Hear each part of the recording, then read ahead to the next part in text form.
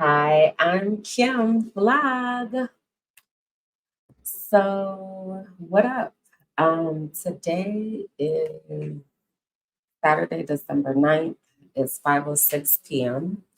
I am in Mexico City, y'all. I made it. Um, it was a lot to get here. I left, well, even before I left, there was a whole, which reminds me, I need to message them after this. I think I had shared on my Patreon about the Airbnb situation and me requesting to have a clear answer about how much I needed to pay for the cancellation fee due to um, them not responding back to me. So basically, I'm sorry. Let me focus. I got a lot going on. So in a nutshell, I had decided I was going to come back here to Mexico. So I told my landlord that I was going to be leaving. I don't like that word. I told the owner of the property that I was going to be leaving, and I had talked to Airbnb, and they told me that my October payment had paid me through December 9th. So I was like, December 9th, okay, cool, best. So that's when I'm going to decide to leave to come to Mexico City. So I alerted the owner, and she was like, make sure you cancel the day that you're leaving. That's the important part. So I'm like, okay. She's like, I talked to Airbnb. That's what they said. So I'm like, okay, cool. So I talked to Airbnb, and they were like, you're paid through the 9th. You won't have another payment. It'll just be the cancellation fee, which is a month payment. So I'm like, okay, cool. So that was like, let's say November 18th. November 27th, I get an email, and they're like, we're about to prepare to pull the next payment for your Airbnb. And I was like, y'all told me that y'all aren't going to take another payment. Like I talked to y'all already. So then I'm like reaching back out to them. Nobody's responding all day the 27th, all day the 28th, nobody responds. So the 28th, I canceled it because I had tried to take my cards off because I can't afford to have any payments hitting right now that I'm not aware of how much it's going to be. So, and that had happened to me already in the previous month, which is one of the things that kind of sent me over the edge because I had the wrong card on the account, and it was just a lot. So I was like, reaching out like, I need to know what y'all gonna do because y'all told me something different, and now you're doing the exact opposite of what you said, and now you're not answering me when y'all open 24 hours. So I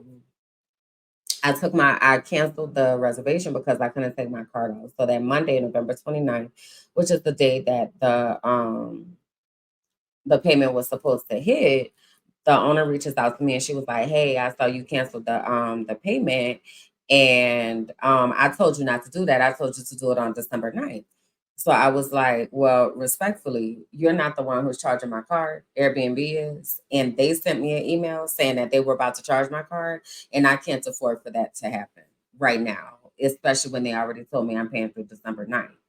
So she was like, "Well, if the reservation isn't active, then what if somebody else tries to book it?" And I was like, "You have full control over that on your side. Like, I am experiencing a medical emergency right now, and you just acting like you don't even give a fuck because even the 30-day cancellation fee, they have the right to waive that. You chose not to. That's fine, cool. You was depending on this money, whatever. But you're not about to just take extra money from me just because you feel like it. Like, I'm not doing that. And I also not in a position to pay extra and then have to wait on the refund. So yes, I canceled it. And I'm gonna be here until December 9th when I already told you that I was gonna be here.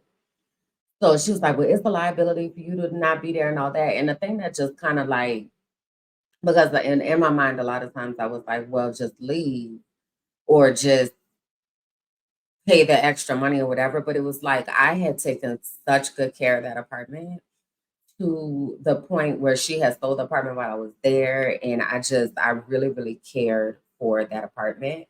So to now treat me all of a sudden in the middle of an emergency as if I'm suddenly this dishonest person, like I was like, I'm not doing that. I've been telling you from the beginning what I'm gonna do. Now you could fight this out with Airbnb, but I'm don't do this, and I'm not doing this. So she kind of fell back off of that because I just remained consistent. I was like, I am leaving on December 9th. I'm gonna be here till then, and then I'm gonna leave. Like, I just kept saying it. But anyway, so the whole time I was planning to leave as soon as I could, but the earliest that I could leave was December 7th. So in the meantime, Airbnb is reaching out to me, giving me a different person every single time I reach out that's telling me a different answer every time. So somebody had crunched some numbers and they were like, so you're gonna be responsible for $630.72, I want to say it was. So I was like, okay, cool. I try to pay it, it don't work. So I messaged them and I was like, it's not working. So then they were like, well, I think the system is still trying to process your cancellation. So give it a couple days so the cancellation can go through and then you can use the link to pay. All right, bet. So I do that. Then somebody else reach out to me and they're like, actually, it's not $630. It's actually 800 and something else dollars. And I was like, what? So they're like, you canceled on November 28th and you're not leaving till December 9th. So you owe the homeowner 200 some dollars for all those days. And I'm like, how? When y'all already told me that my October payment had paid me through December 9th. That's why I chose that day. So like what are you talking about? And it doesn't seem like there's a real trail of what they're saying in their system. And I really have just been like, I'm not doing this with y'all. I need to talk to a supervisor because at this point I've had to talk to 7 or 8 different people about the exact same situation, gotten 7 or 8 different answers at the same time. The Airbnb owner is reaching out to me and telling me, well, Airbnb told me that they talked to you. And I'm like, yeah, I talked to them, but we have not come to a conclusion. And why are you coming at like, girl, listen, I'm gonna be here and then I'm gonna leave. And then so anyway, after this, I need to reach out to them. But all of that was going on in the midst of me trying to get ready to leave. And I don't know that I processed fully um that I was leaving. I don't know that I grieved that I was leaving. I don't know that I was present for those moments. Um, I know when I was walking out, I was taking a video and I got real like emotional, kind of like when I was looking at the view and like all of that. Um, and then it was like I had to go get an Uber. So I don't know if I'm processing. I think that's one of the hardest things about what's happening right now is that um I feel very numb. Like I don't feel like I'm processing emotions. I feel like I should probably be feeling things and I'm not. I'm just, um, I don't, well, yeah, I can say, I was about to say, I'm just going through the motions.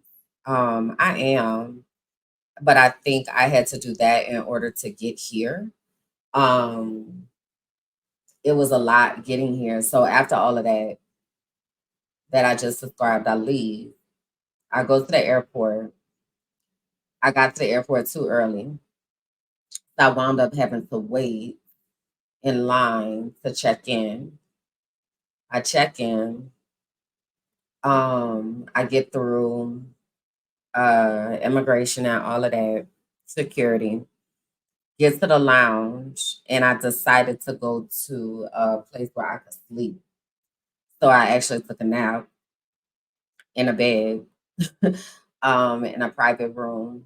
And then I got on the plane. My flight left at like one something, and I slept on the plane. The flight to Miami was beautiful. I get to Miami. I get through. I have global entries, so I very easily get through immigration. I get my bags, and usually once you do all of that, there's a place to recheck your bags. So I recheck, go to that place, and but they had booked my flight as 2 separate flights because of the way that I had to book it with like credit, some points, and then a travel credit. I was piecing it together.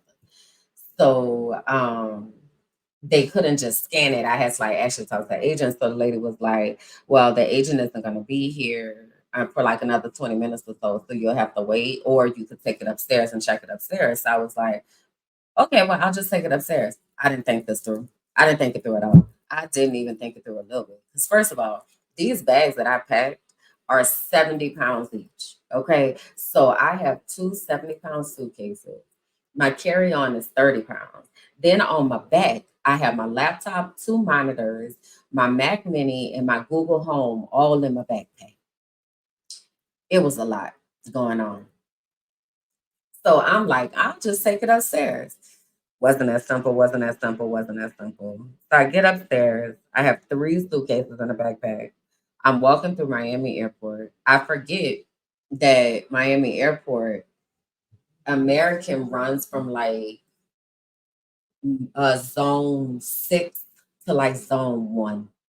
Two security gates in between it. Yo, I was walking so long in that motherfucking airport with all them goddamn bags. My arms was hurting. One of my suitcases, the fucking handle was broken. So I was having to be real extra careful with that. I just need y'all suitcases to help me make it to Mexico City and then we can figure everything out. Like it was just a lot. Jesus. So I walk and I walk and I walk and it's hot and I'm thirsty, but I don't want to drink a lot because I don't want to pee. Like it was just so fucking much. So anyway, I get it checked in. I go through security again, which I didn't realize. But I was like, oh yeah, I'll just go upstairs. Bitch, you're gonna have to go through security again. But thank goodness I had pre-check. So I didn't have to take off my shoes and I didn't have to take anything out of my backpack. All right. So now I get through. The time is, let's say, 5:15, right? My flight leaves at 7. It's gonna start boarding at 6:30. All right, so it's like 5:15.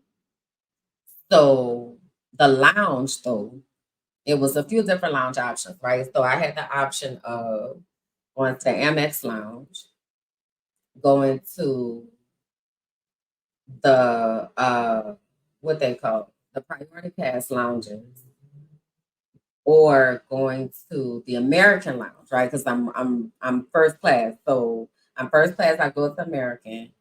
I have the priority pass, so I can go to one of those lounges. And I have the Amex card, so I can go to one of their lounges. And I didn't even look for Chase, but that card is not a good standard right now. So I had those options. So I'm looking at the different things. Well, most of the lounges don't open till 6. So I'm like, the fuck? Like, what y'all think? Why y'all accepting red eye flights and people can't get into the lounge? Like, this is stupid. It's also very privileged, but this is stupid. So the only lounge that was gonna open at a decent time that would make sense for me to go, and mind you, I want to make sure I could go to the bathroom, I want to sit down, I want to charge my phone, I want to rest my nerves for a minute. Opened at 5:30 was the American Airlines lounge. So I'm at like gate 23, let's say, right? In the app or whatever I was looking at, it was telling me that the lounge was at gate 15, and I could see the sign stay in the lounge. So I'm like, damn, I'm gonna have to walk back from that. My flight was at gate 40. So I'm like, oh, but is it worth it? Right. So I'm like, it's worth it. So I walk down to gate 15. I get in line to get into the lounge, and the lounge open at 5:30. So that I get in the lounge, I get something to eat, I charge my phone, I rest my nerves. So now it's time for me to walk to my flight to my gate. So I want to say, I think I had left the lounge at like 6:15. And I'm like, 15 minutes should be plenty of time for me to get down there to gate 40. Bruh, I feel like I was walking for like 30 minutes, yo. I was walking for a long time. So I get down there, they've already started boarding. So usually what happens with boarding is they have first class boarding and then they like put everybody else through. So I like woke up and I was like, "Hey, I'm zone 1 for boarding." And they were like, "Yeah, get in line." And I was like, "Oh, okay." So I get in line, whatever, but I'm knowing I'm flying first class. So that means that I shouldn't have no problems when I get in here. My seat should be open. The overhead bin should be good to go, all that. Lies. I get there, the fucking overhead bins are full. I'm trying to ask the flight attendant for assistance. This nigga gonna tell me you need to put your bag in the first open bin. And I'm like, what? Like these bins are like can fit 4 different bags for 2 people. Like, why are these bins full?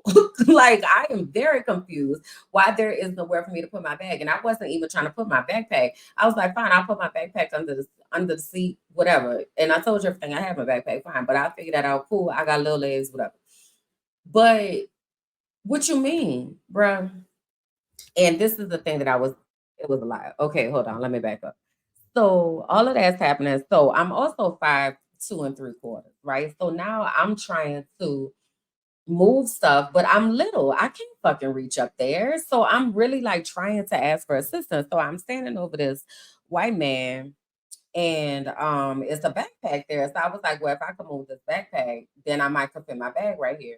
He gonna talk about you could go ahead on and put that back because it's not gonna fit under my seat. I already tried.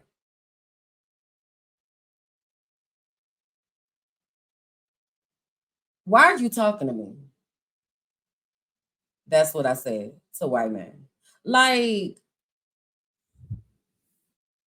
so I wind up having to put my bag back in row 10. Now I gotta walk back up to row 2 to sit down. So now I'm trying to get back up to row 2. Well, this motherfucking flight attendant that told me I need to put it in the first open bin. Now he realizes I'm sitting in first class. So now he looking like a fucking fool. So I'm like, you didn't think I was supposed to be up here. So now I gotta be a Karen and report his ass because that shit pissed me off because I paid for this access and I paid for a level of service that I did not receive. And I do not appreciate it. And they will be hearing from me. So anyway, so I get on that flight and it's daytime. So I'm not really sleeping. They also serve breakfast. So I'm eating or whatever. But it was cool. The flight was fine. I listened to my music fine. I have to wait though to get off the plane because why? Because my bag is in fucking row 10, even though I'm sitting in row motherfucking 2. So now I'm aggravated again, right? So then the flight attendant gonna say to me, "Oh, I'm sorry about the bag situation. Yeah, I really wish that you would have listened to me, but your bias got in the way." So I get out. So now we in Mexico. The goddamn walk to immigration is long as fuck in Mexico.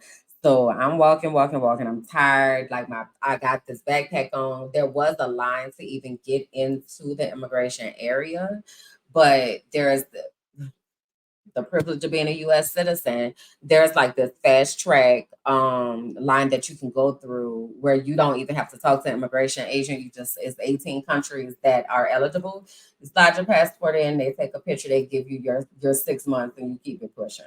So I did that. So that's helpful because you don't have to what had happened with Mexico and what had even made me leave in the first place when I had went to Colombia is that there was the situation that happened in Haiti, and a lot of Haitians were coming through Mexico to get through the US.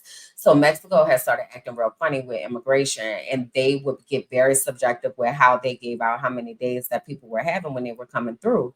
So usually, as a US citizen, we had upon arrival, you get 6 months, 180 days. Well, they had started giving people 1 week. They had started giving people a month. Like, and it was a lot to like manage because if you're living here, or at least was thinking you was gonna be here for 6 months, and then you had to leave for some reason and come back, and now they like, yeah, actually you got a week. Like it was a lot. It was a lot to manage, and that's one of the reasons I had left.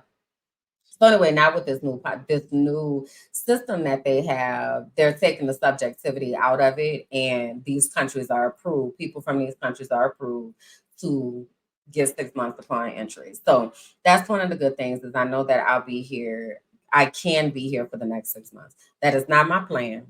My plan is to hopefully be here for 2 months, get it together, and go back to Colombia. But in the event that that is God's plan for me to be here for longer than the time that I'm thinking I'm going to be here, then I don't have any problem with that. So after that, in Mexico, I gotta collect my bags, right? So I wait on my bags. I collect my bags. I done told you. So now I got my 3 bags. I got these two 70-pound bags, my 130-pound carry-on, and then this backpack. So I had just been reading stuff on Facebook and they were like, has anybody had any issues with customs charging you for laptops? Right now, I've been out of Mexico a lot of times and I've never had any issues. I've never even really been stopped for extra screening. So they were like, yeah, I don't know, it's such and such and such. Man, I was like, they are gonna stop me today because sometimes you'll go through there and they don't really be paying attention. And if you go through with a lot of people and you look like you know where you're going, they just let you go. But because I had so much stuff and it was so difficult to manage, and my suitcases are clearly overstuffed, get your ass over there to extra screening. So I get over to extra screening. And the lady, I try to act stupid. So the security officer was like, or the person. I don't know what kind of role his what his title is, but he was like, "Go over there to the table," and I was like, "Lo siento como." So he was like, "Station." I was like, "Oh, okay." So I get over to the station. So the lady is like, "Put your bag on the table," and I was like, "It's heavy," and I still don't know how to say heavy in Spanish. I need to learn it. But I was like, it's heavy. So I'm pointing at the tag on it, like heavy. So she was like, yeah, put it on the table. And I was like, I don't, it's heavy. Like I can't. I was like, like I can't. So then she was like, oh, I'll help you. So she thinking she about to help me from the other side of the table. Ma'am, I can't even pick it up to get it on the table. Ma'am, it's heavy. So she finally figures that out and like was like, oh yeah, that's a lot. So we get the bag on the table, whatever. She opens and my one biggest bag was just my clothes, really. So it's all packed away in the packing cubes, and that's that. She didn't open the packing cubes, none of that. She was just like, oh, okay, cool, cool, cool. Then she was like the other one. So my other bag that was 70 pounds was not organized at all. Like it was literally just a collection of shit. So she opens that one up and shit just start falling out. She's like, oh, and I was like, yeah, this one is not organized. Um, so she still did because I think it was so much shit. She was like, yeah, I'm not even about to get into all of that. She kind of poked around and was like, okay. But what I was happy about is she didn't ask for that carry-on bag and that backpack because if she would have asked for that, she would have seen all of them electronics. She would have seen the cords if she would have looked at that carry-on bag. And then if she would have asked for that backpack, baby, she would have been like, ma'am, money. So I praise God for that. She said that was it. I gracias, muchas gracias, buen dia. Baby, I zipped that shit up and got the fuck up out of there. So did that. Um, get out, order an Uber, and now I'm on my way to my friend's house. So my friend tells me that the street was going to be closed. So I was going to have to walk a little bit to get to the gates. I'm like, okay. So I get here and again, these bags heavy as fuck. So the Uber driver got me as close as he could get me, child. And I'm just dragging these damn bags, just hoping these wheels hold on the sidewalk, child, so we could get in this apartment. So I get there, I tell them who I am. So then I got to drag the bags down the ramp to the elevator. Like I felt by the time I got in this apartment yesterday, I felt like I had been fighting. Like fighting. And it matter of fact, it was not yesterday. Today is Saturday. This was on Wednesday, Thursday. This was on Thursday. But I felt like I was fighting. I felt like I was fighting. I got here, I collapsed on the couch and just like was like, that's it. So I pretty much spent Thursday sleep.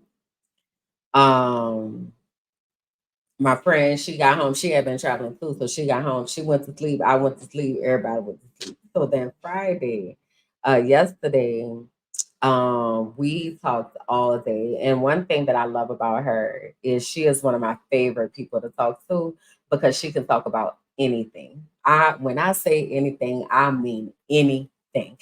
If she don't have knowledge of it, she's talking in a position of trying to learn more about it. Like, and those are my favorite kind of people to talk to. So when we be bouncing from idea to idea to idea to idea to idea to idea to thing to thing. So I'm trying to convince her to do a podcast for me. So we'll see what that looks like. Because she has a really, really different perspective about life. And because of like this conglomeration, unique experiences, I think it'll make for a really, really interesting, some really interesting conversations. So that's been happening. What else?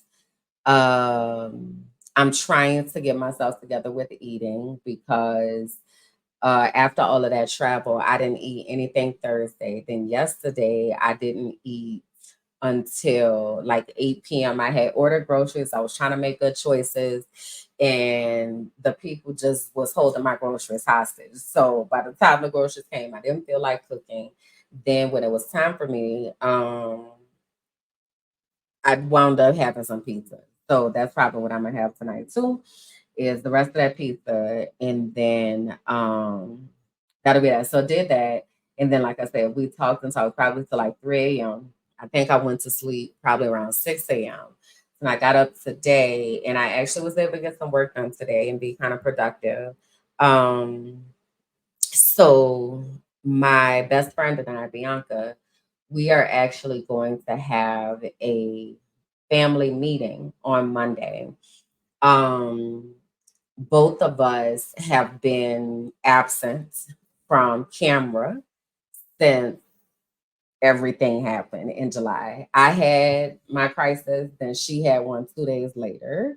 Um, a catastrophic life event. So both of us have kind of been working through that, and we find ourselves in very similar places, but a lot of it is really in not talking about what this is like. Like, we don't do a good job of sharing the realities of healing and the realities of grief and the realities of taking medication, the realities of getting the extra letters behind your name and you ain't got no new degree.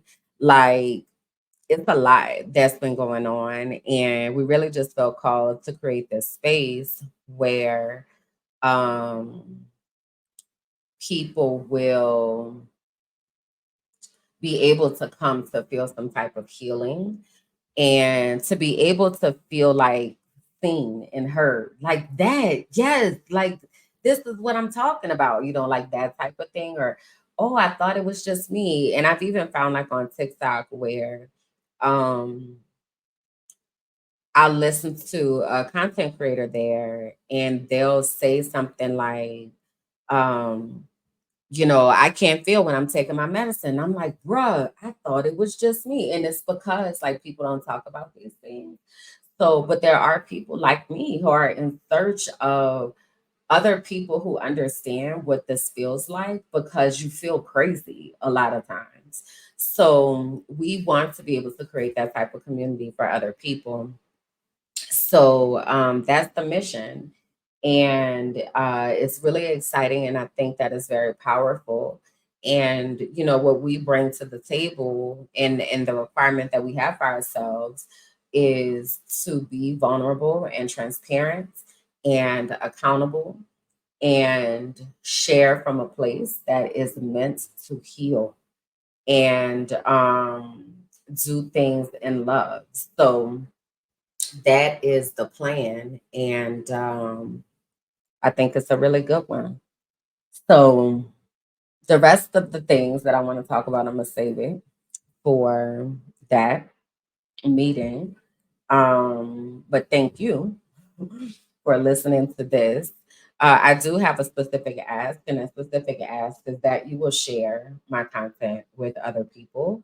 I really struggle with the concept of thinking about myself as a content creator because I feel like that is a very stigmatized term now and it becomes really cheapened. But the reason that I am creating this content and the reason that I'm doing these things is because I believe that my voice has impact. I know that my voice has impact. And I know that when I open my mouth, I say impactful things. And it produces a feeling of healing. And that is my calling in life. But I cannot get that message out by myself. I need people who believe in what I'm saying and understand what I'm saying to rally behind me and support me for the good of humanity and getting this stuff out to people. So my very specific ask is that you will share anything, any of my content that you have found that has resonated with you. Please share it with somebody that you feel could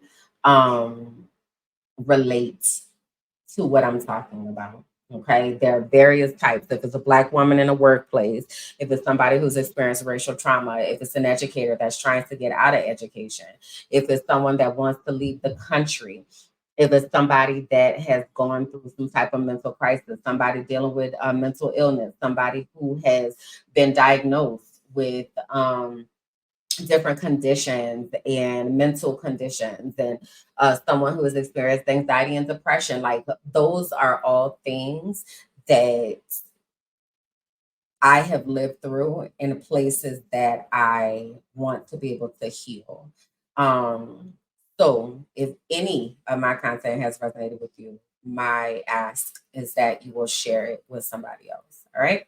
So if you're watching this and you for some reason are not connected to me everywhere, please make sure that you go on my website, mindofmyblack-business.com, that you find me at Mind of My Black Ass Business on all platforms: Facebook, Instagram, Patreon, TikTok, YouTube, Minding My Black Ass Business. You will find me there. All right. Appreciate y'all very, very much. And I'll be back sooner than later. All right.